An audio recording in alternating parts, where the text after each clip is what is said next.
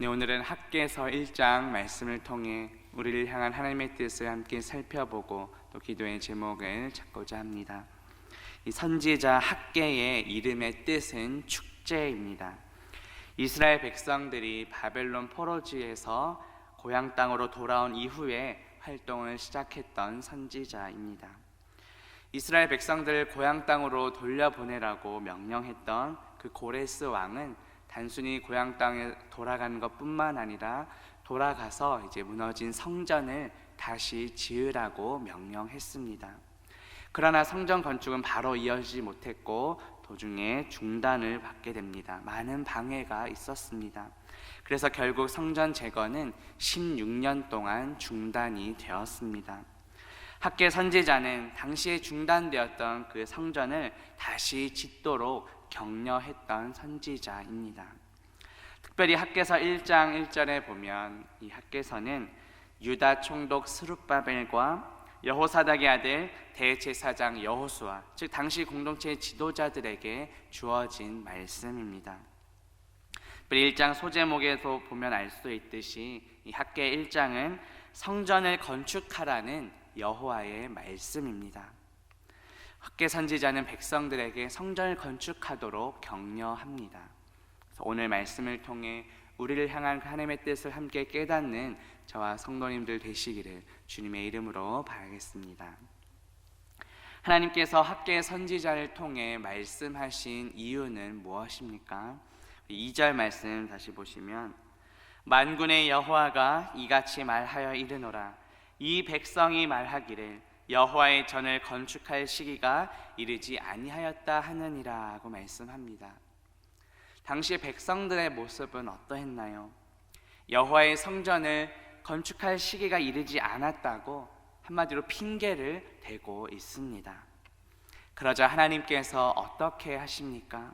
본문 4절에 보면 이 성전이 황폐하였거늘 너희가 이때에 판벽한 집에 거주하는 것이 옳으냐 이렇게 말씀하십니다. 황폐한 성전, 무너져 있는 이 성전과 반듯하게 서 있는 이스라엘 백성들의 집을 비교하십니다. 성전을 다시 짓는 것은 곧 그 공동체, 신앙 공동체가 회복되는 것이 출발되는 것을 의미합니다. 그런데 성전이 황폐한 채로 남아있다는 것은 당시 백성들의 신앙이 회복되지 못하고 그대로 황폐한 상태임을 보여줍니다. 판벽하다라는 것은 지붕을 덮는다는 것을 의미합니다. 황폐하게 내버려진 그 성전과 비교했을 때 백성들은 자기만을 위한 이기적인 삶을 살았음을 보여줍니다. 그러자 하나님께서 어떻게 하십니까? 본문 5절과 또 7절에 보면 너희는 자기의 행위를 살필지니라 이렇게 2번 반복해서 말씀하십니다. 이 원문의 의미는 너희의 길들에 너희의 마음을 두어라 이러한 뜻입니다. 다시 말해 이스라엘 백성들이 지금까지 살아온 그 삶의 자취를 정직하게 아주 면밀하게 돌아보라는 의미입니다. 하나님께서는 성전을 다시 짓도록 명령하셨습니다. 그런데 이스라엘 백성들은 어떠했습니까? 그것을 등한시하며 자신들의 삶에만 관심을 두었습니다. 그렇게 자기들만을 위한 삶의 자취를 돌아보라는 뜻입니다. 이스라엘 백성들은 자신들의 삶을, 지나온 삶을 돌아보며 하나님 앞에서 그것이 얼마나 잘못된 것인지를 깨달아야 했습니다. 우리의 모습은 어떠한지 돌아봅시다. 나의 마음과 열정은 지금 무엇을 향해 있습니까? 우리가 살펴보고 돌이켜야 할 그 길들은 무엇입니까? 우리의 죄악된 행위를 회개하고 참된 길 되시는 예수 그리스도께로 날마다 나아가는 저와 성도님들 되시기를 바라겠습니다. 하나님께서는 계속해서 이 학개 선지자를 통해 성전을 다시 짓도록 격려하십니다. 본문 8절 말씀 보시면 너희는 산에 올라가서 나무를 가져다가 성전을 건축하라. 그리하면 내가 그것으로 말미암아 기뻐하고 또 영광을 얻으리라. 여호와가 말하였느니라 하고 말씀합니다. 하나님께서는 바로 직전에 너희의 행위를 살펴보라 이렇게 명령하신 후에 이제 성전을 다시 짓도록 명하십니다.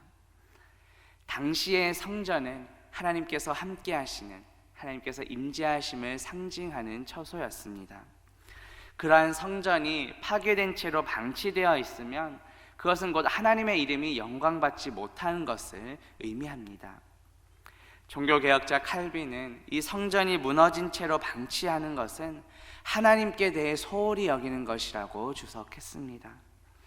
그런데 이 구약에서의 성전 개념은 이제 신약에 넘어오면서 예수 그리스도의 육체로 연결됩니다.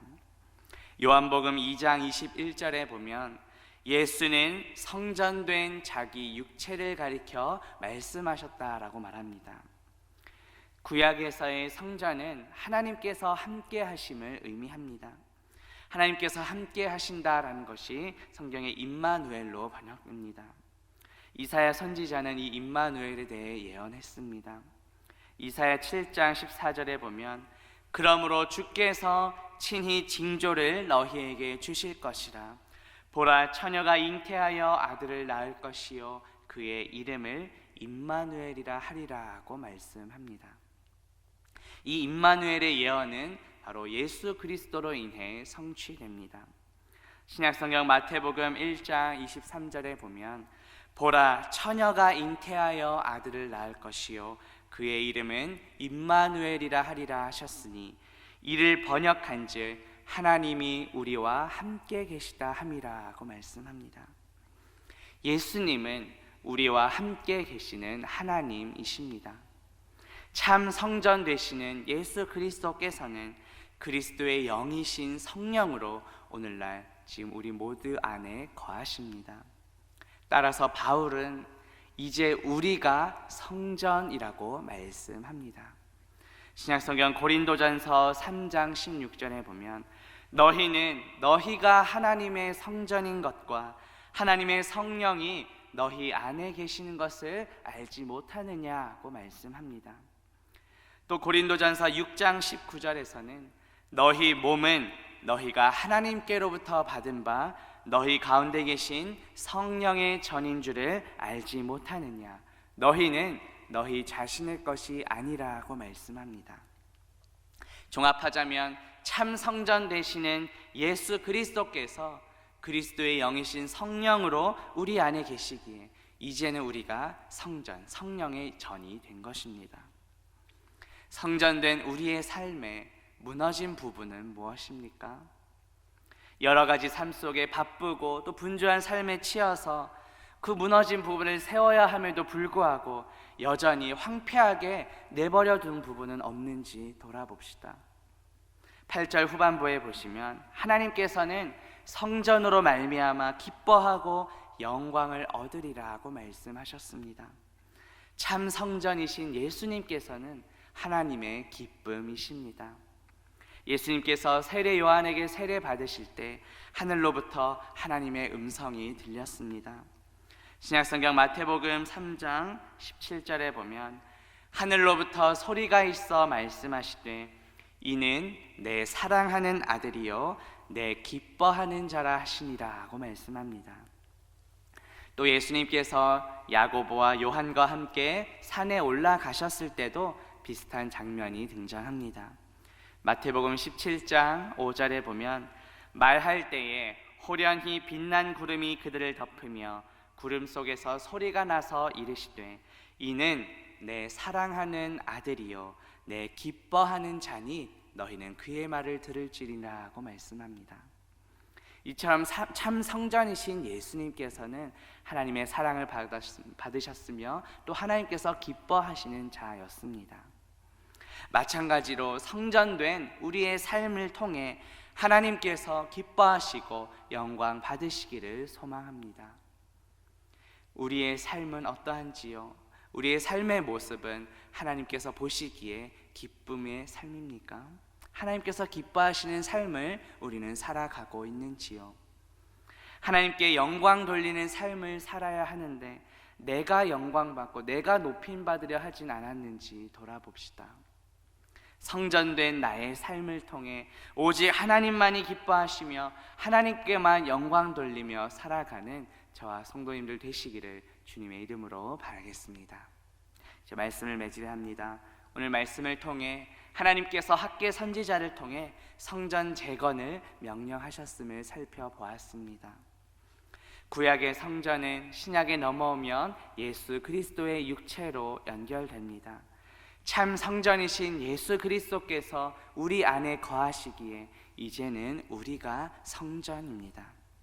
성전된 우리의 행위를 살펴보고 하나님을 기쁘시게 하며 하나님께만 영광 돌리며 살아가는 저와 성도님들 되시기를 주님의 이름으로 바라겠습니다.